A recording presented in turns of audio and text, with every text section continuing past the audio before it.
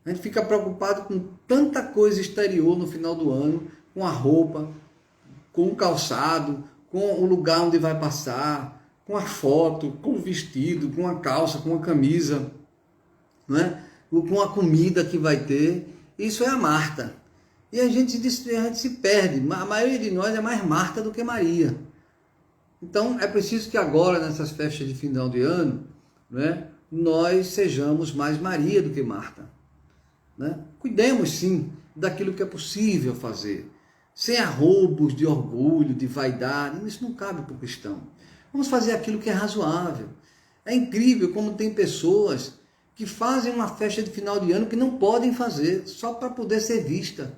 Compram uma roupa, não é, branca, caríssima, que não podia nem comprar, mas porque é a roupa do fim do ano, gente. Vamos ser razoáveis. A grande festa que acontece é a festa que acontece dentro do nosso coração. Então, para essa festa dentro do coração, né, que eu desejo a todos, né, equilíbrio, serenidade, muita fé, porque muitos testemunhos virão no ano que vem. Muitas necessidades espirituais serão cobradas no ano que vem. E esses testemunhos, é para eles que nós temos que estar preparados. Os nossos planos têm que ser menos materiais e mais espirituais. Eu não estou dizendo que a gente não tenha plano material, tem. Mas eles têm que ser planos muito mais espirituais do que planos materiais. Porque se nós fizermos um bom planejamento espiritual, nós vamos saber administrar bem o planejamento material. O contrário não é verdade. Mas é isso. Quero ler aqui, parece que teve algumas colocações. Vamos ver. Daniel aqui, né? Daniela, gratidão. Daniela, feliz ano novo, mas com um olhar novo, com novas atitudes. Isso mesmo, Daniela. Não é o ano novo, sobretudo com mais fé em Deus. O que mais nos falta é fé em Deus. Fé em Deus para enfrentar os testemunhos, as necessidades, os desafios, o cumprimento dos deveres do dia a dia. Nayana está dizendo aqui, Cláudio, uma coisa que me espanta nessa época do ano é o dispêndio de energia em torno das coisas. Exatamente, Nayana. No final de ano, ou às vezes no aniversário, a gente gasta uma enormidade de coisas materiais para, às vezes, satisfazer uma fragilidade, uma carência interior que nós temos. Temos que trabalhar essa carência. Por que nós não projetamos para o ano que vem? Meu Deus, eu quero trabalhar esse ano essa carência que eu ainda tenho comigo. Essa necessidade que eu tenho de aparecer, de comprar, né? de postar tanta coisa que eu faço. Por que essa necessidade? Por que essa carência? Muitas vezes a carência de ficar fazendo o que eu nem posso fazer. E às vezes, a maior prova de que isso é carência é que depois de realizar uma festa dessa, a pessoa já está pensando na outra. Ela não fica satisfeita nunca. Ou no dia seguinte está reclamando porque se endividou. Ou está reclamando porque as pessoas não contribuíram. Então, essa festa exterior não serve para nada. Ela só nos empobrece. Quanto mais é a festa exterior, mais a festa interior é miúda. Agora, quanto mais a festa interior é grande, qualquer festa exterior satisfaz. Vou dizer de novo. Quanto mais a festa de fora é grande, mais a de dentro é pequena. Agora, se a festa do meu coração é grande sempre, não importa qual é a festa que eu tenha, eu vou estar sempre feliz. Porque eu vou estar sempre convidando para essa festa interior todos aqueles que convivem comigo. Nayana, foi lindo demais o evangelho hoje, gratidão, Cláudio. Muito bem, Nayana, obrigado a você, Carlão, que Deus possa nos abençoar nesse ano de 2021. Amém, Carlão. Acho que tem um rapaz lá na frente, deixa eu ver. Deixa eu ver aqui agora, feliz ano novo, Nayana. Tem alguma colocação antes de Nayana? Não, acho que só tem Fox aqui, Fox Revelações, colocando aqui, Nayana. Quem é? Antes de Daniela, deixa eu ver aqui, parece que teve uma colocação aqui antes de Daniela. Vitor, Bruno está aí, nosso amigo Bruno. Não, eu não estou vendo aqui nenhuma colocação antes de Daniela. Se estiver vendo aí, traga para cá, por favor. Ok, gente. Vamos então nos preparar para a nossa prece final. E de novo renovar o nosso desejo de um final de ano de equilíbrio, de fé, de coragem, para enfrentarmos as nossas necessidades espirituais, termos mais equilíbrio, mais fé em Deus no ano que vem. Vamos à nossa prece inicial, lembrando que durante a prece final, os espíritos amigos estão a postos para aplicar o passe em cada um de nós, de acordo com as nossas necessidades físicas e espirituais. Também o copo d'água, se estiver do lado, é muito importante que a gente tenha, né? E agora vamos fazer a nossa prece agradecendo a Deus por mais esse encontro. Josael Bruno aí, desejando feliz ano novo a todos. Obrigado, Bruno. Né? Extensivo a todos os nossos familiares, a todos os nossos irmãos encarnados e desencarnados. Vamos à nossa prece.